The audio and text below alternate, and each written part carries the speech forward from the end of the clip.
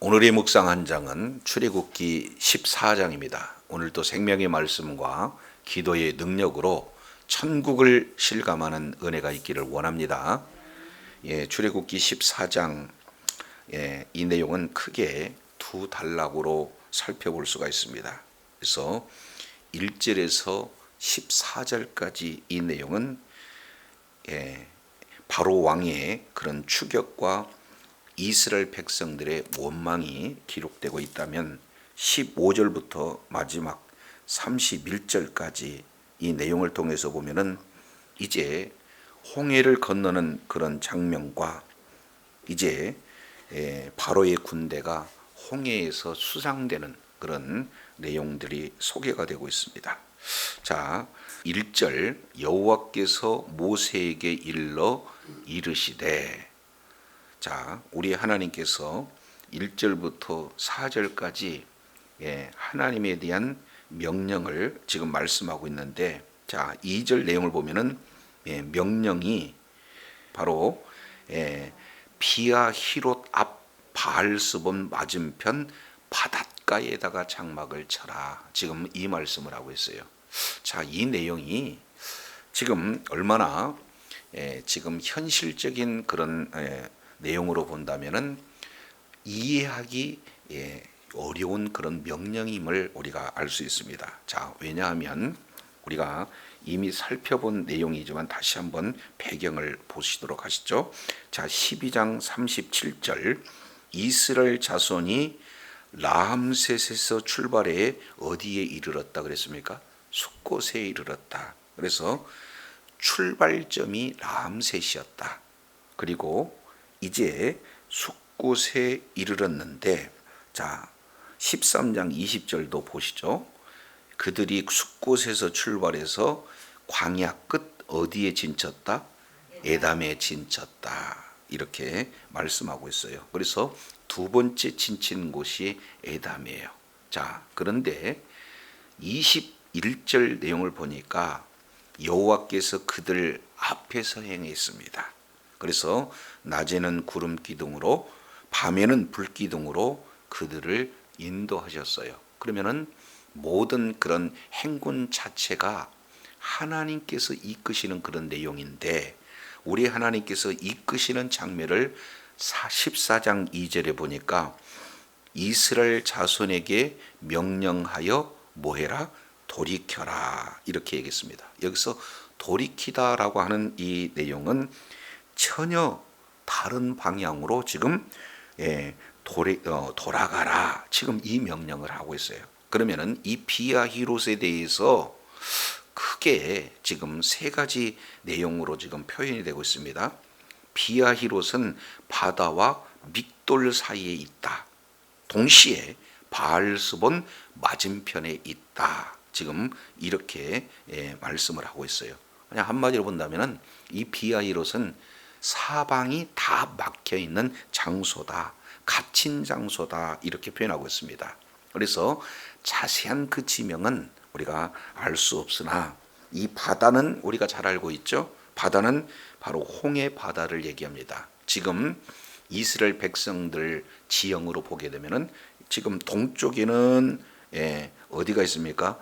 홍해 바다가 지금 있게 되어지는 거고, 그리고 지금 여기에 믹돌이라고 하는 이 내용은 망대라는 뜻이 있어요. 그러니까 높이 있는 탑, 망대, 이 망대가 있는 장소인데 이것은 군사적인 요충지다. 그러니까 애굽의 국경 지역이기 때문에 군사들이 늘 상주하고 있는 그런 어떤 장소다라는 사실을 볼 수가 있습니다. 그리고 바알스본이라고 하는 이 뜻은 말 문자 그대로 북쪽에 있는 바알이다라는 뜻입니다.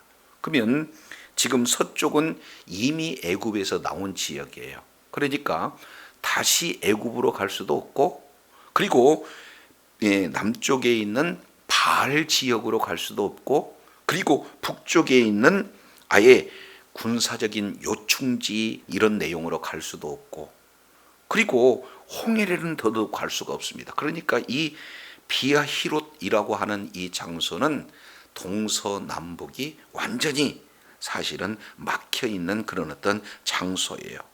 자, 그런데 우리 주님께서 지금 명령하시는 내용은 이렇게 사방이 막힌 그곳에다가 장막을 치라 이런 명령을 하고 있습니다.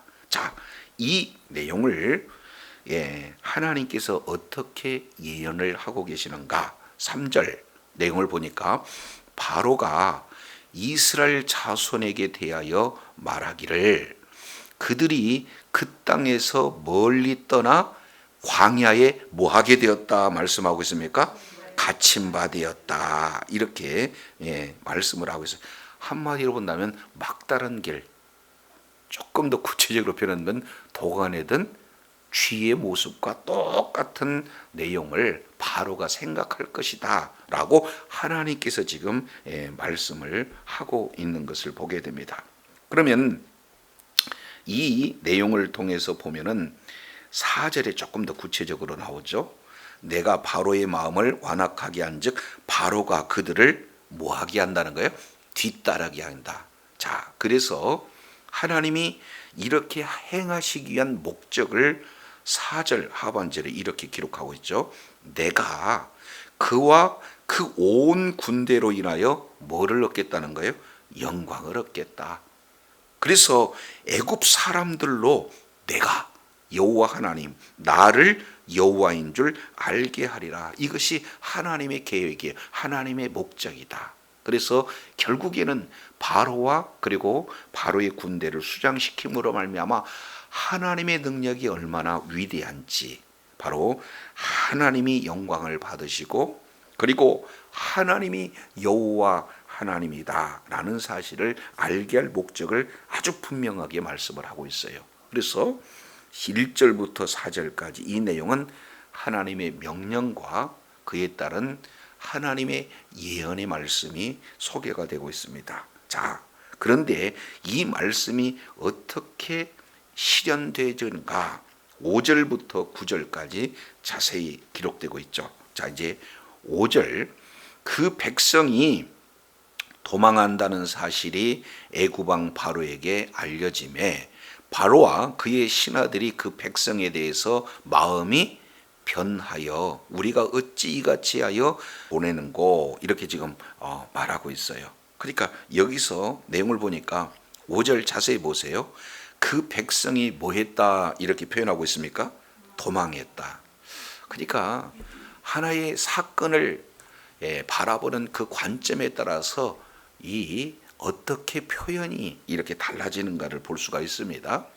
이스라엘 백성들은 도망 나오는 거예요? 아니면은 제발 좀 나가주세요 하고 부탁한 거예요. 이것은 10가지 재앙을 통해서 하나님이 여호와다라는 사실을 그들이 알고 모두들 두려워해서 제발 좀 나가달라고 사정하는 그런 어떤 내용이에요. 그러니까 정상적인 출국 절차가 이루어진 것에도 불구하고 이들은 도망했다 이렇게 표현을 하고 있습니다. 자, 그래서 두 번째 달라지는 것이 바로와 신하들의 마음이 지금 달라졌습니다. 이제 그 마음이 어떻게 돼요? 어떻게 해서 우리가 이렇게 놓아보냈는가 하고 크게 후회하는 그런 어떤 내용들을 보게 되죠. 자, 그러면서 전쟁 준비가 바로 연결이 되는 것이 6절, 7절 이어지게 됩니다. 6절 바로가 그의 병거를 갖춥니다. 그리고 그의 백성을 데리고 갑니다. 그랬을 때 선발된 특별 병거는 600승이다. 이것은 애굽이 되게 하는 가장 강력한 그런 군사력을 지금 말씀을 하고 있죠. 그래서 이제 특별 병거를 거느리고 또 지휘관들을 다 거느리고 이제 출발하게 되는 거죠. 자, 그랬을 때 8절입니다. 여호와께서 애굽 왕 바로의 마음을 완악하게 하셨으므로 그가 이스라엘 자손의 뒤를 따르니 이스라엘 자손은 어떻게 나갔다 그랬습니까? 담대히 나갔다 하는데 풋노트 1번 기록되고 있죠. 따라가 보니까 뭐라고 했어요?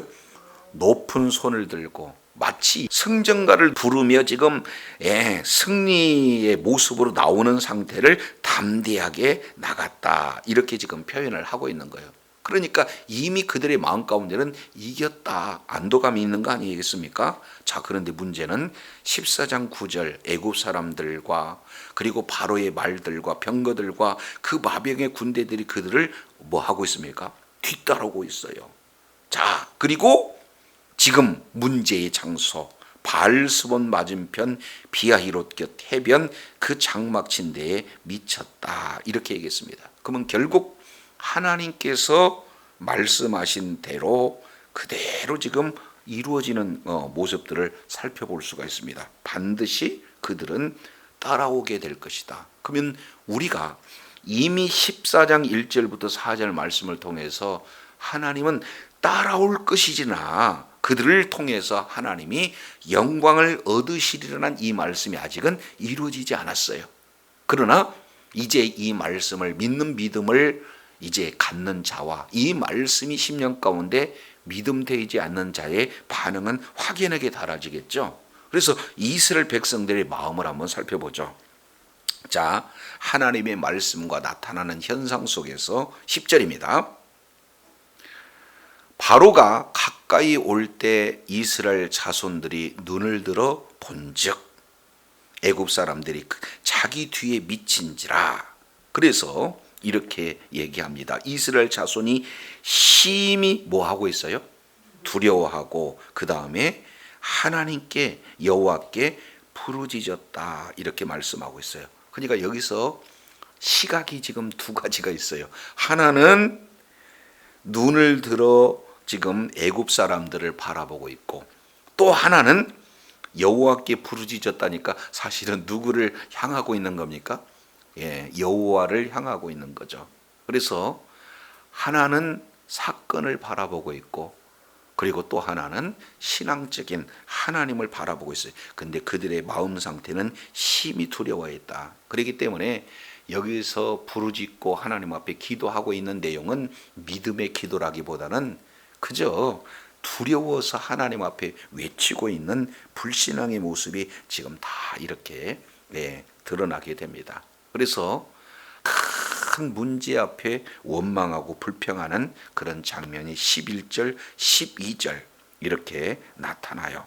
크게 세 가지로 모습이 나타나죠. 첫 번째입니다.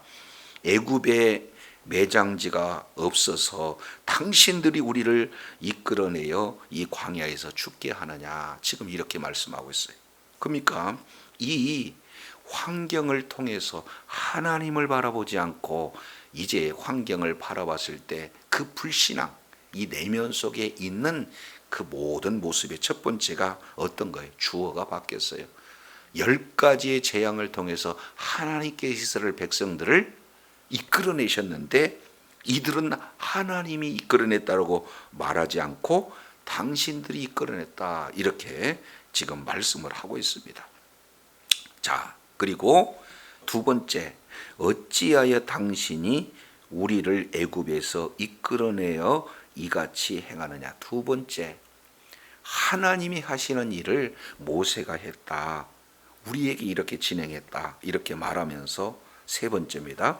우리가 애굽에서 당신에게 말한 것이 이것이 아니냐, 이러기를 우리를 그냥 버려두라, 우리가 애굽 사람을 섬길 것이라 하지 않았느냐. 실제 그들의 내면 속에는요, 이제 애굽의 종으로 살았던 그런 내용으로 가득 차 있습니다. 그러니까 하나님께서 지금까지 10가지의 재앙을 통해서 구원해 주신 그 은혜는 온데간데였고, 정말로 모세가 그 하나님의 말씀에 순종해서 그들을 이끌어내는 그런 수고 온데간데였고, 이제 그들의 속마음은 우리는 애굽 사람들을 섬길 것이다, 애굽 사람들이 섬기는 것이 광야에서 죽는 것보다 낫겠다, 이런 하나의 노예 근성이 여전히 있음을 지금 원망 불평 내용을 통해서 이렇게 볼 수가 있습니다.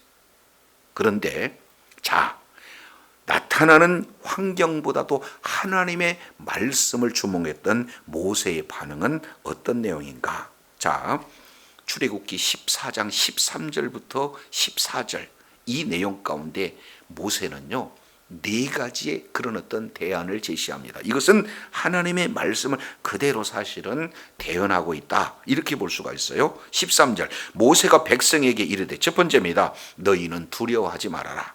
두 번째, 가만히 서라. 세 번째, 여호와께서 오늘 너희를 위하여 행하는 뭘 바라보는 거예요? 구원을 바라보라. 네 번째, 너희가 오늘 본 애굽 사람들을 또 다시는 영원히 보지 못하리라. 지금 이렇게 말씀을 하고 있습니다. 그러니까 결국 하나님께서 구원을 약속하신 것을 이루신다 하는 이 내용들을 말씀을 하고 있습니다. 그래서 14장 전체의 주제는 하나님께서 구원하신다라는 이 내용을 말씀하고 있습니다. 자, 그래서 이렇게 사실은요 이스라엘 백성들이 애굽에서 나올 때 한 일은 없어요. 하나님께서 말씀하시고 말씀하신 것을 이루시고, 이것이 10가지 재앙에서 나타나는 그런 하나님의 일하심이거든요. 그래서 애굽 사람도 애굽 백성도 이스라엘 백성도 하나님이 여호와시다, 여호와가 하나님이시다, 이런 사실을 그들은 알았다는 거예요. 그런데 막상 환경이 어려운 환경으로 나타나니까 위기 속에서 지금 그들의 불신앙의 그런 어떤 반응은 여실히 지금 드러나고 있고, 반면 하나님의 말씀을 이렇게 신뢰했던 모세는 지금 하나님의 말씀 그대로 하나님께서 너희를 위해서 구원하는 것을 바라보라. 우리가 할 수 있는 일은 아무것도 없다. 두려워 말아라. 가만히 서라. 구원을 바라봐라. 지금 이렇게 선언하고 있는 거예요. 이유는 하나님께서 너희를 위해서 싸울 것이다. 그러니 너희는 가만히 있으라. 지금 이렇게 말씀하고 있습니다. 자, 이 말씀에 대해서 15절 보겠습니다. 이제 다시 한번 이런 상황 속에서 하나님께서는 명령하고 동시에 예언의 말씀을 하고 있습니다. 자, 명령이 15절이죠. 15절 여호와께서 모세에게 이르시되 너는 어찌하여 내게 부르짖느냐. 이 이스라엘 자손에게 명령하여 어디로 가게 하라? 앞으로 나가게 하라. 지금 이제 믿음이 회복이 되어졌다. 그러면은 우리는 뒤로 가는 신앙이 아니라 어떤 신앙이에요? 앞으로 가는 신앙. 그래서 믿음의 발을 띄어라. 우리 주님께서 말씀을 하고 있습니다.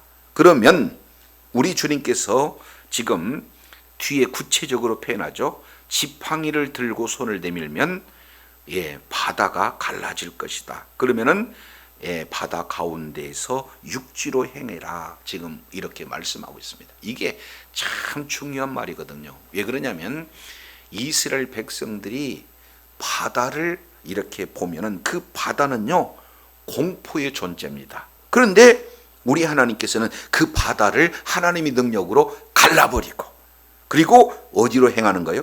육지로 행한다. 이 육지는 구원의 장소잖아요. 그러니까 죽음에서 이제는 구원을 받는 그 구원의 길을 행하라 하는 그 내용을 지금 말씀을 하고 있어요. 그래서 15절 16절 이 명령 앞에 17절 18절 예언하는 그 내용이 어떤 겁니까? 내가 애굽 사람들의 마음을 완악하게 한다. 그들이 너희 뒤를 따라 들어갈 것이다. 그랬을 때 내가 바로와 그의 모든 군대와 병거와 마병들로 인하여 뭘 얻으리라? 그렇습니다. 17절 영광을 얻으리라 하시는 이 내용과 4절에 영광을 얻으리라 하는 내용하고 짝을 이루고 있어요. 그럼 결국 어떻게 되는 겁니까? 18절 애굽 사람들이 나를 여호와인 줄 알리라. 4절 하반절에 나를 여호와인 줄 알리라. 그러니까 하나님께서는 왜 이렇게 큰 위기 상황으로 우리 하나님께서 모셨는가? 목적은요 하나님이 영광 받으시기 위해서, 하나님이 이제 여호와인 줄을 이제 모든 자들에게 알리기 위해서 그랬다라는 사실을 말씀을 하고 있습니다. 자, 그러면 하나님의 그 말씀은 반드시 이루어진다는 사실을 다시 한번 19절부터 23절까지 말씀을 하고 있습니다. 자, 19절 보세요. 하나님의 사자가 이제 뒤로 행하니까 구름 기둥도 뒤로 옮겨왔어요. 그리고 20절, 애굽 사람과 이스라엘 사람 사이에 이제 한쪽에는 구름과 흑암이 있고 한쪽에는 뭐가 있습니까? 광명했다, 밝았다, 이렇게 표현하고 있습니다.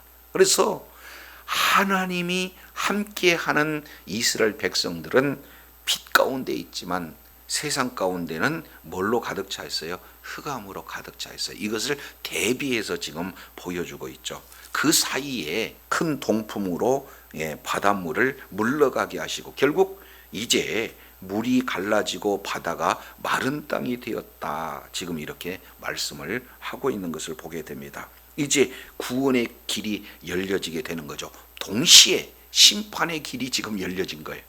하나님의 말씀에 순종해서 이제 홍해를 건넌 이스라엘 백성들에게는 구원의 길이지만 애굽 사람들이 이제는 믿음 없이 이스라엘 백성들을 추격하고 있는 그들은 무슨 길이 되는 거예요?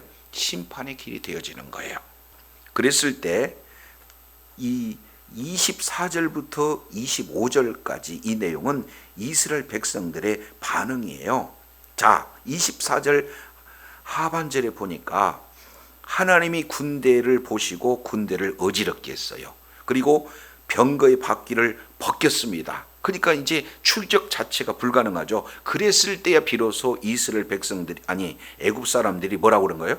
우리가 이스라엘 앞에서 도망하자. 여호와가 그들을 위해서 싸워서 애굽 사람들을 치는도다. 지금까지 10번의 재앙을 통해서 하나님께서 어떻게 일하셨는가 하는 그 내용들을 지금 경험하고 있어요. 자, 그 사이에 이스라엘 백성들은 빠져나가는 것이 27절 모세가 손을 바다 위에 내밀었더니 바다가 그 세력이 다시 이렇게 회복이 돼서 애굽 사람들은 물을 거스려 도망하고자 하는데 도망할 수가 없어요. 그래서 바다 가운데 엎드려지고 29절 이스라엘 백성들은 바다 가운데서 육지로 지금 행하는데 물이 벽이 되어지는 그런 놀라운 상황. 그래서 30절 결국 어떻게 나타납니까? 결과는 여호와께서 이같이 이스라엘을 애굽 사람에서 뭐 하셨다는 거예요?